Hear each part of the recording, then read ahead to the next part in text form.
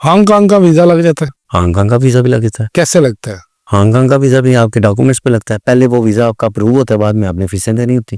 पहले अप्रूव होता है? हाँ, पहले अप्रूव होता है। यानी उसकी फीस भी वो ज़्यादा नहीं इतना होती? आसान नहीं है, वो अच्छे खासे वेल डॉक्यूमेंट्स आपके होने चाहिए तब जाके। लेकिन फीस उसकी ज़्यादा नहीं होती? फीस नहीं ज़ाया होती, आपका अप्रूव होने के बाद वीजा लगता है। ठीक है, यानी आप अपने डॉक्यूमेंट सबमिट करते हैं, ठीक है, वो आपके डॉक्यूमेंट्स को प्रोसेस करते हैं, आपको वीजा देना होता है तो वो कहते हैं योर वीजा इज अप्रूव्ड, अब आप फीस जमा करवाएं, हम आपको वीजा देते हैं।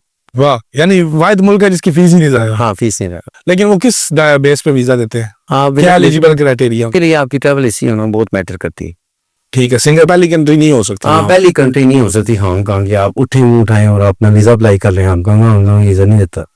और अगर उसने आपने किसी एजेंट से 4 पैसे दे के लगवा भी लिया तो आपकी सर वो इमिग्रेशन क्लियर नहीं होगी वापस। तो ये जो लोग हमारे कश्तियों में बैठ के चले जाते हैं चाइना से, चाहते नहीं, आप बेवकूफ हैं के सरों पे कौन सा सींग होते हैं, यही लोग होते हैं ना जो हम बेवकूफ कहते हैं।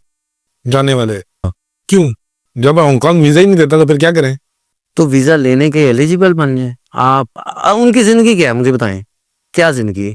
एक इश्तिहारी की पाकिस्तान में क्या जिंदगी है? हर टाइम छुपा रहता है, हर टाइम, और उसको खौफ होता है कि मैं करूँ, तो ये भी वहां पे इश्तिहारी होते हैं।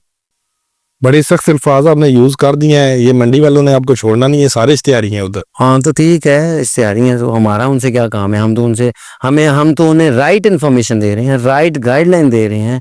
हम उनके सामने हाथ जोड़ रहे हैं कि आप इलीगल एक्टिविटी परफॉर्म ना करें, अपना वीजा लीगल जो है रहते हुए अपना वीजा अप्लाई करें, आपको वीजा मिलेगा इंशाल्लाह।